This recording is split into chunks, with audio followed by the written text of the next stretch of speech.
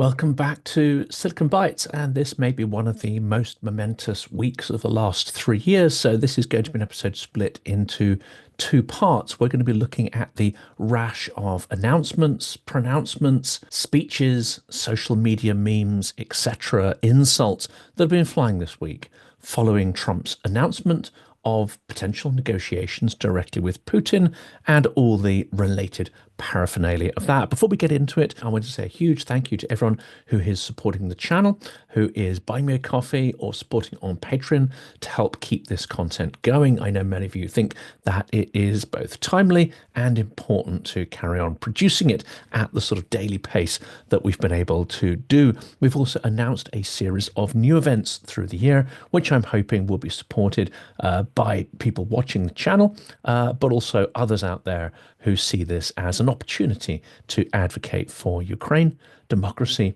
and other key issues and values of our time. Let's get into this episode, though, that looks at some of the things that have been happening this week with regards to Trump, Putin, and the potential negotiations. Europe's new Munich moment happened on the eve of the Munich Security Conference in 2025. And it was at this event in 2007, that is 18 years ago, that Vladimir Putin announced his intention to create a new security architecture for Europe, a new world order, in fact. At the time, he was largely ignored, derided even, and Europe was presumed to be secure. The aggressor was appeased and his lawless aggression normalised. We carried on growing fat in the West, rich and ignoring the echoes from history that were getting increasingly loud. And here we are. A seamless path toward democratic transition was assumed for countries of the former Soviet Bloc in the 1990s, and not nearly enough thought and effort was given to actually nurturing that democratic revolution. We just forgot our own histories and our own paths to democracy, which were stained with blood, tears, sacrifices, and a lot of nobility.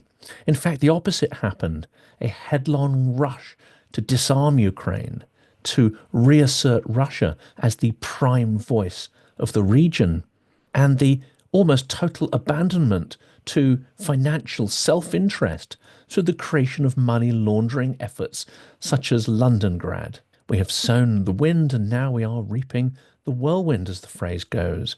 Ukraine has shown that the path to democracy is hard. It involves trauma, violence, sacrifice, radical thinking, and bold action. Every time you take a step forward, it seems you will take half a step backwards. It's not been easy for Ukraine, and in fact, it was never easy for Western societies going down that democratic path. But before we dive into the maelstrom of news engulfing the world, let's take a moment of calm to understand what Ukraine has achieved and reflect on the fact that it is not conquered, despite the lies and delusions coming from Tucker Carlson, Viktor Orban, Fico, Tulsi Gabbard, and any number of other appeasing puppets of tyrannical regimes. Here is a calm image and a verbal reminder of what Ukraine is capable of. Born of strength, will, and ingenuity, here are some of Ukraine's extraordinary successes from the last 3 years. Russia's Black Sea fleet has been destroyed. Now more grain is exported through the Black Sea route that Russia tried to blockade than before Putin's full-scale war. The city of Kharkiv almost fell to Russia, but resisted and is thriving, although under a constant hail of missiles and drones. The resilience of Ukrainians show that they will never give up, no matter what is negotiated over their heads. When the US eventually conquered its fear, that coercive control exercised by Russia over Biden and Sullivan's decisions, and provided HIMARS as well as limited permissions for Ukraine to strike Russian territory north of Kharkiv Oblast, suddenly the city of Kharkiv was more secure, more peaceful, and given time to recover. The bombardments less intense, and the Russian position became weaker. The world did not end. There were no adverse consequences for crashing through Putin's implied red lines. This is a lesson we've failed to learn throughout the war. Peace through strength is the only way, and we have ample evidence that it works, and it works against Russian aggression. In 2024, the anticipated Russian blitz on the energy infrastructure of Ukraine and the catastrophic impact on the civilian population failed to materialize. Sure, they tried to take it out, but Ukrainian ingenuity, willpower, and ability to adapt, combined with Western support, thwarted the Russians. Kursk is still debated as a failure amongst some so-called experts. But despite the limits and restrictions placed on the operation by Biden and his team, Ukraine has held on to Russian territory for more than 6 months, tying up tens of thousands of Russian troops and attriting vast amounts of Russian materiel and human resources, as well as forcing Putin to rely on North Korean troops, which, whatever you think of that, is a tremendous humiliation. Pokrovsk was slated to fall, and then Dnipro in quick succession. But the Kursk counteroffensive drained Russia's energy and focus, preventing a collapse of the southern and eastern fronts while creating a powerful bargaining chip, which is especially important as we have these threatened negotiations looming. And finally in this list, Ukraine's campaign of long-range drone attacks on Russian energy infrastructure and refineries is wildly successful, and it's doing more than anything else, potentially, to force Putin to consider an operational pause. It's doing far more than sanctions and other Western measures. It has potentially forced Putin to the so-called push for peace negotiations, or at least a pause in hostilities. Now, unfortunately, it seems the White House is not likely getting good information about Ukraine's successes and its potential for further success. And that, I think, includes General Kellogg, who is better informed than most people within the Trump team. So this episode is not a meltdown in response to the various announcements by Trump and his team yesterday. It is not an extended rant or a set of insults against Trump and MAGA cultists. Rather, it's an attempt to explore what information can be injected into the MAGA inner circle that could change their perception of the situation and change their stance on backing Ukraine to win. Now, the question has to be asked, of course, whether Trump's motivations, his decisions, are made by bad information or bad intentions. I'm not going to judge that, litigate that point here. It is only bad information that we can address. That is the only thing that we can perhaps force a change on. Changing bad intentions is beyond our capabilities. To those ill-disposed towards Trump and revolted by the lack of moral or intellectual consistency in his statements, the default setting is to assume bad intentions. But if that were the case, we would find ourselves in a hopeless situation. I'm not saying that that is not the case, but we must resist the impulse to despair. The alternative does indeed seem hopeless. If we are to be in action, if we are to make a difference, then we must work as if the problem was bad information rather than bad intention, and we must seek ways to change that. Rather, I think of the announcements this week as a setback, not a total loss or capitulation in the war. But fighting it is still essential. It's still justified. And that fight includes getting better information into Trump's circle and those that surround it. Of course, some people are having a wake-up moment this week. For others, that moment came in February 2022 or 2014 in the invasion of Crimea. Perhaps 2012 and the crushing of any vestige of organic politics in Russia after Bolotnaya. Maybe that moment came in 2008 in the invasion of Georgia, or even 2001 and the takeover of independent television in Russia, the crushing of satire and any programs that were critical of the government and indeed critical of Putin personally. Perhaps it was the 1999 apartment bombings orchestrated by the FSB that initiated the Second Chechen War. Well, the signs of the path that Putin is on have been there for 2.5 decades. Now those signals are screaming for all to see clearly, and a few people have snapped awake, while unfortunately the majority doze on regardless. There are some who are well disposed towards Trump that claim that his attempts this week are exactly that. He wants an alarm clock moment to wake us up, to get Europe to take charge of its own security. That is a debate you will see play out across many of the pages of the geopolitical and analytical media in the next couple of weeks. I'm not sure which side of that debate I fall on, perhaps a little more cynical, perhaps towards that point of view. But for those absolutely shocked by Trump's words and the implications of them, well, I'm sorry, but where we are at was always the greater probability of where we'd be at. The default setting, as it were. What we are not seeing is the worst case scenario, even though some people are painting this as the worst case. No, far from it. The worst case is beyond the imagination of most of us, and rightly so, because it is almost too terrible to contemplate. But once you strip away the froth and voices competing for Trump's attention, the daily sound bites, the shock and awe tactics in the media, then you are left with a foundational set of ideas. And it is these that are emerging more clearly now. They're taking the fore as we come closer to the need to formulate and enact a policy, as well as the need for the Trump administration to battle internal resistance to his administration and its emerging policies from the judiciary, and maybe, just maybe, the legislature as well. Trump is a marketeer. We react to his every utterance as if it was reality, a statement of intent, a concrete policy. But nothing is permanent in the land of Trump. There are no foundational values.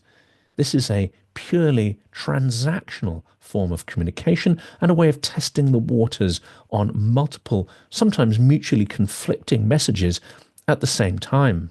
There's no guaranteeing anything he says will be enacted or followed up upon. But if those messages prove to be impactful, controversial, popular even, he may well carry them through. There are no barriers or values, decency or principles to hold him back. Ukrainians, above all, have a right to be angry, upset, scared, and to feel betrayed. They've faced missiles and artillery shells for 11 years, most of that with little or no outside assistance that really counted.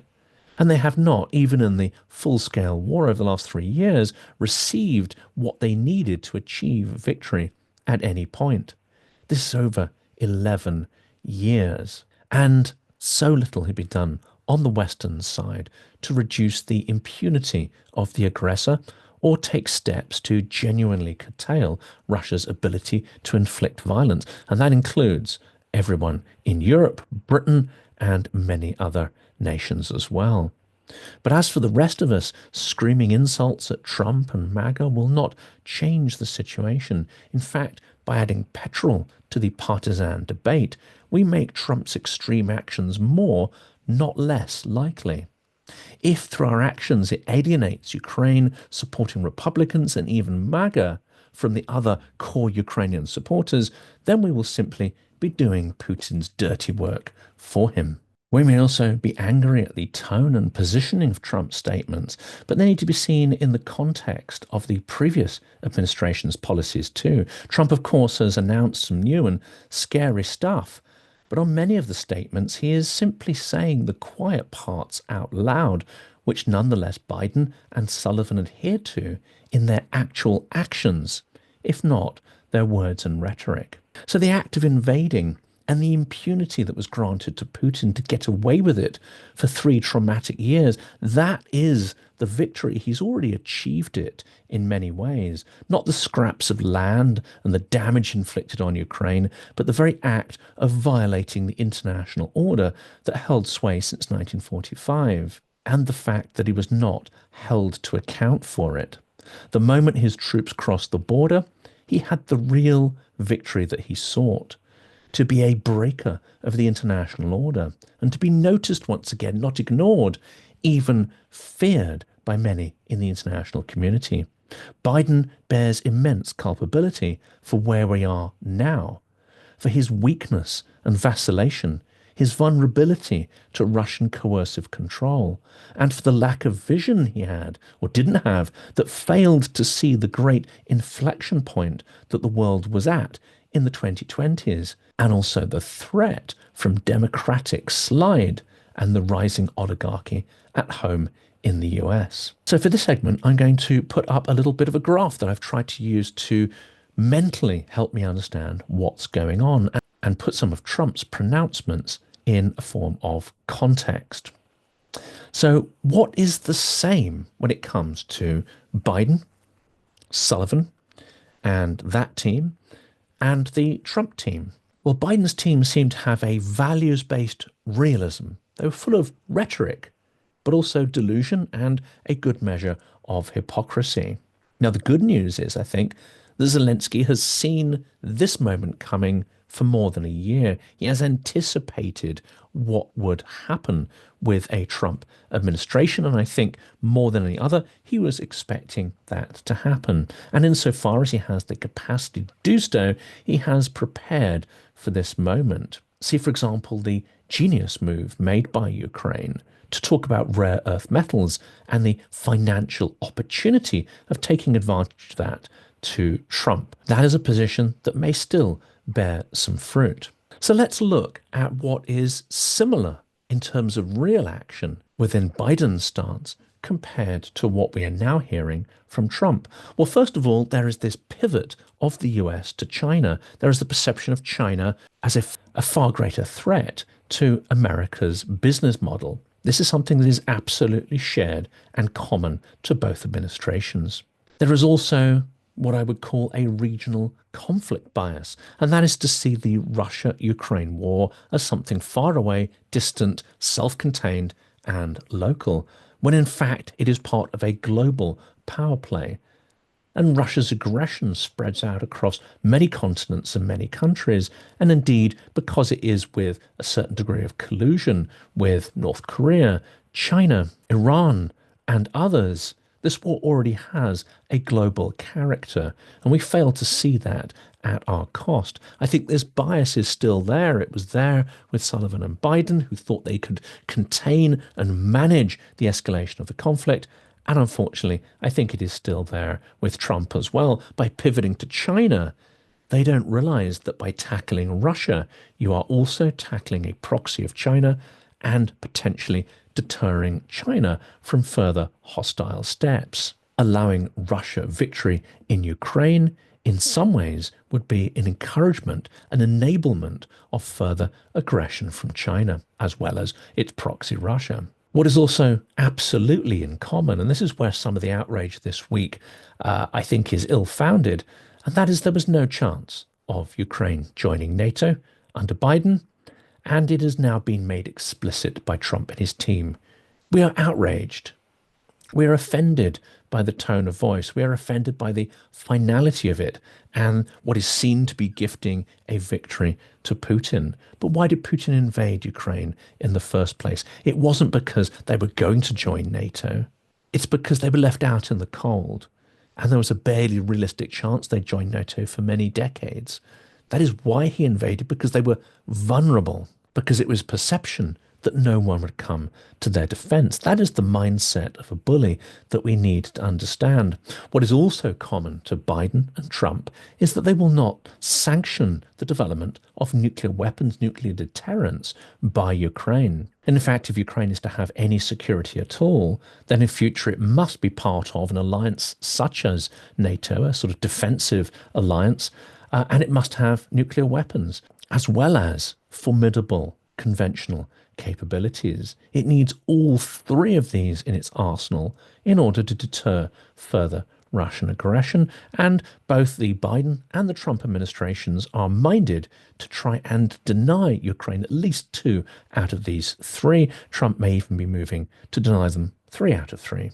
What is also common is there's no plan for victory. Neither administrations have a plan for victory. And in Trump's desperation to throw Ukraine under the bus and go for broke, go for peace at any price, is that really much different to Biden, who could not countenance anything that would allow Ukraine demonstrable victory over Russia, anything that would allow Ukraine to eject Russia from its territory.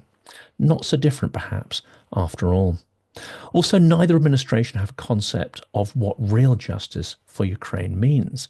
The return of Crimea, the return of Donbass, the return of the stolen children, and punishing the innumerable crimes that have been committed, the rape, the torture, the murder on a phenomenal, unbelievable scale, as well as the destruction of Ukrainian heritage and cities. There is no plan, either under Biden or Trump, to force any kind of costs on Russia for this criminality. Once again, as has historically long been the case, Russia would seem to have total impunity to commit crimes and get away with them. There is also commonality between the two administrations in what I would call a great power advantage or bias.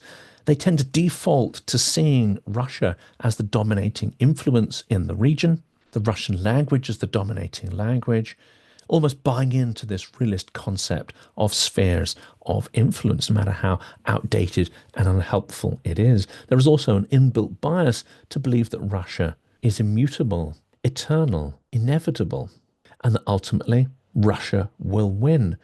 Reality shows that is definitely not the case. Russia can lose. It can lose on many different fronts, in many different ways. It can lose the entire war. It can lose everything that it thinks it gained through the invasion of 2014. If Ukraine is supported adequately, and if internal changes are made in Ukraine to help improve the efficiency and effectiveness, as well as the size of the army, then there is no reason why Russia cannot be ejected from the territory of Ukraine. Well, neither administration has bought into that idea.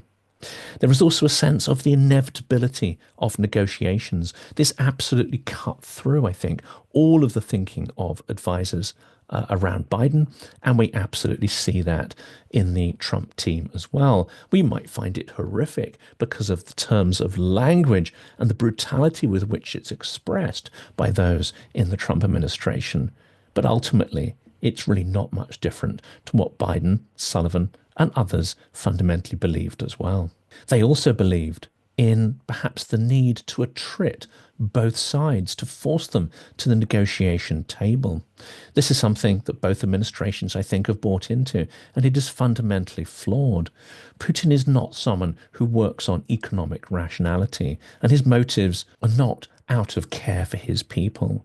They're not out of a fear of NATO or any of those kind of reasons, therefore driving him to the negotiating table by attriting his people and resources will simply not work. And Ukrainians also will not negotiate away their people, their sovereignty, simply because they're under extreme trauma and being attrited as well. So this is a failing strategy, and we will see over the coming months, I think, how that plays out. Ukraine is also seen as a second-tier ally. It's brutal to say it, but Biden's actions, I think, make this absolutely clear. Ukraine for him was never the key priority of his administration. There was always something more important, always something bigger to worry about, such as the collapse of Russia, for instance. And this is just carried over, perhaps accelerated under Trump, but fundamentally is not so different. Under Biden, we had rhetorical support for Ukraine, but highly ambiguous policy. No timelines often put against support. The only thing that was clearly articulated and unambiguous was the outlining of red lines. And of course, we have Budapest and Minsk, which really are the outcome of this strategic ambiguity, this weakness and fear. Well, it's highly possible that under Trump, we're heading for Minsk 3, no matter what General Kellogg says about wanting to avoid that. And we have the repetition of mistakes. Again, I refer to Budapest, Minsk, and many of the failures to learn the lessons of peace through strength that Ukrainians have been trying to communicate to us over these 3 years. The other commonality between Biden's administration and Trump's is Europe. is the fact that Europe seems to still be fundamentally asleep at the wheel. Yes, we're tinkering here and there, we're dusting off a few ammunition factories, we're doing a few bits and pieces, which we probably shouldn't sort of go into too much detail about. But in terms of large-scale mobilization, in terms of the adult, difficult conversations with electorates about the need to make sacrifices to support Ukraine, well, Europe is just not taking these steps, not on a mainstream popular level. And indeed, it may be becoming too late even for these actions to be taken, given the pace of acceleration that we are seeing both on the Russian side and, of course, on the American side now. And why do I think Europe is not that serious? It's because we are showing an extreme tolerance of the internal enemies of freedom, an extreme tolerance of those who are quite clearly behaving as if they were assets or accomplices with Putin.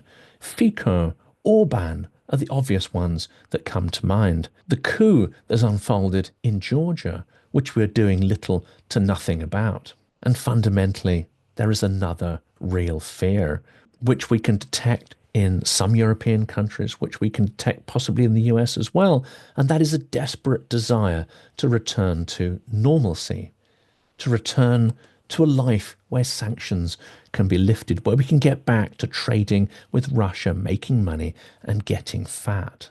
Well, until Russia is beaten, until Russia is fundamentally transformed, and no one can explain how that might happen, it is very dangerous to even contemplate a resumption of normal economic relations with Russia.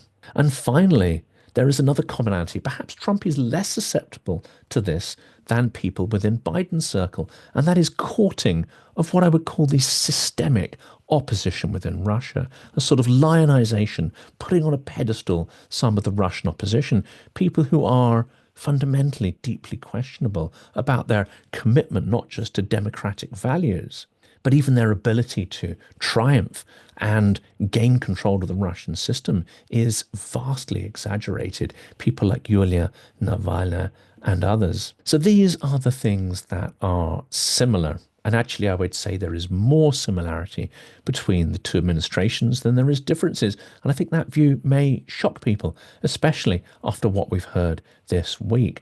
But let's go and examine now what the differences are. And of course, there are some key differences. There is far more overt self-interest with the Trump administration. They are clearly driven by an extremely punitive mindset, and they have a lot more bad information being injected into their decision-making processes. That's not to say that Biden didn't have bad information. He certainly did, and he had some very poor advisors who were called upon repeatedly to help frame US policy. But now we are having out-and-out disinformation pumped in huge volumes into people surrounding Trump, people clamoring for his attention. So what are some of those key differences? Well, embracing a new transactional authoritarianism is something that we can't fail but to notice. And of course, Ukraine noticed this a long time ago, hence its conversation about rare earth metals. They're trying to talk in a language which I think they correctly think will be receptive to the new regime in the White House. And they're telling quite an interesting story, but it's highly reflective of how we've moved to support not based on values and ideals, but based on an extremely transactional view of the world. Another key difference between Trump and Biden is the willingness to normalize Putin, to bring him out of the cold, as it were. This is something Biden would not have done. And it's something we are heading towards, that is potentially a Yalta of the autocrats. And this indicates a dropping of core values. In reality, though, it remains to be seen what difference that will make on the ground, what difference that will make to actual policy, and whether this stands a better or worse chance of actually ending the war in Ukraine's favor. Of course, many people are presuming that it may put a pause on the war and greatly disadvantage Ukraine. But at the moment, this is pure speculation. What we're also seeing is an abandonment of the Euro-Atlantic security architecture. And this is becoming clearer and clearer.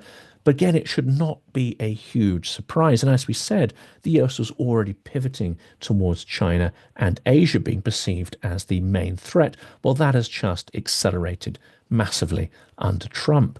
I'm not sure if Europe quite gets that yet, quite gets the idea that Article 5 may already be dead and buried, that NATO as a structure may already be highly compromised and ineffective.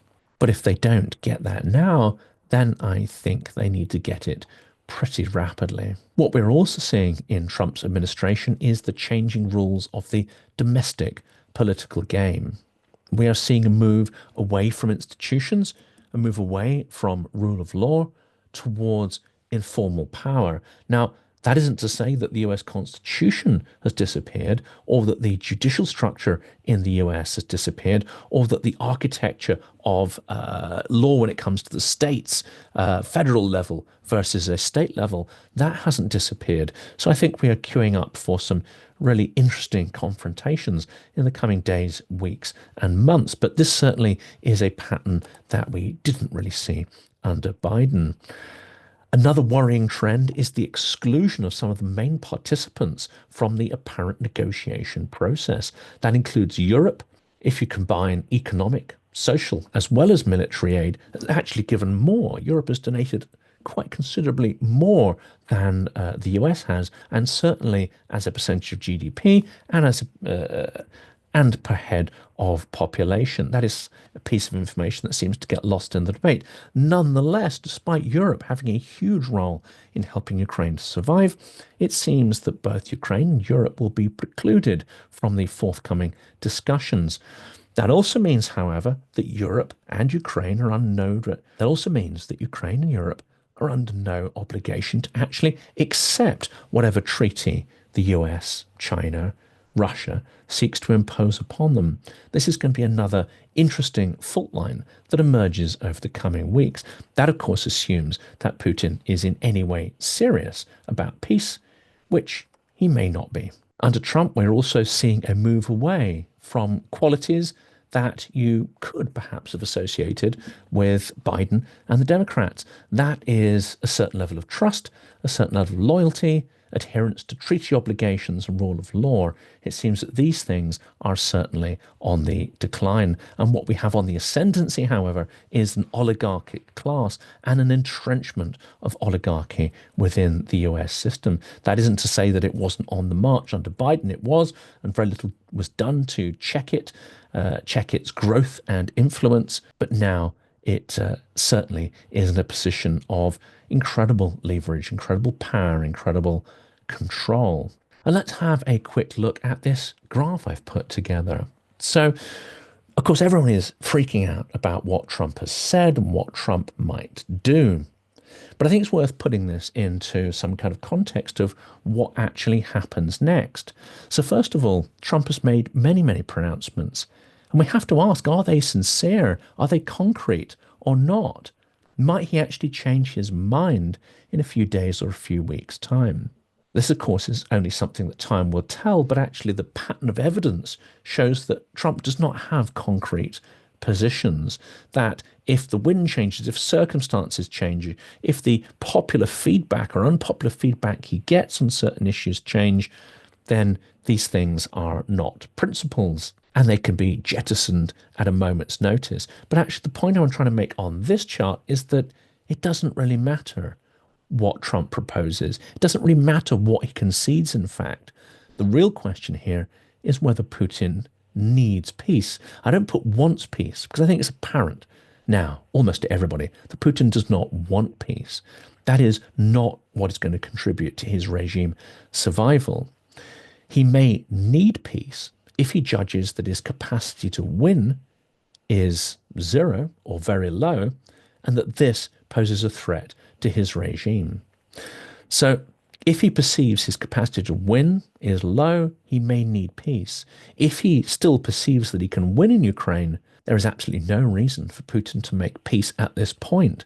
And it doesn't matter what concessions Trump offers. In fact, this entire process of building up towards negotiations may just be a delaying tactic that could last several months while hostilities continue, as Putin wastes everybody's time and potentially puts a blocker on further military support for Ukraine as he tries to attrit them. He's done this numerous times, time over time after time. So there's no reason to think that he will not be doing that now, unless, of course, he sees his economy, his regime, under some kind of extreme duress or threat. Of course, we have to hold the idea that Putin is delusional about his capacity to win. We cannot know if that's true or not. He may understand as well that Russia needs war for his regime survival. His economy has been entirely retooled towards war. He's created huge financial bubbles that make him, to an extent, dependent on that war machine he's created. I think his understanding of that is actually quite good. And here's where I think it gets interesting, because the assumption is that if you make concessions that are bold enough, he'll go for it. But this does not solve his fundamental problem. A partial victory in Ukraine does not satisfy the needs of the war economy he's created. There is pretty much nothing that Trump can offer that can fix the internal problems Putin has created. Only perpetual warfare will keep that machine going for a little bit longer. So then the point about Trump's concessions almost becomes moot and irrelevant. Then that leads to perhaps the most disturbing conclusion, and it's the one that we should have been preparing for a couple of years, and it's the one that we really should be fearing now. And that is that conflict becomes the new normal. If Putin's regime cannot exist without conflict, if this new conception of the world order is based on large power blocks competing for resources, territory, and influence, then what Putin is doing is simply gearing up for a new phase of total and eternal warfare. Warfare until he dies. We don't know how long that will be, and we have no guarantee whether his successor will jettison that idea or indeed be on board with it. This, I think, is what we should be focusing on, not the start point of what did Trump say, what he didn't say, what's he going to do, what's he not going to do. We should be gearing up to try and tackle what could be eternal warfare, very much like in 1984, that Putin may view is essential to the survival of his regime and indeed any concept of the Russian Empire. And this is, I think, the most fundamentally new aspect of the Trump regime, the fact that he has bought in to this idea of competing power blocks.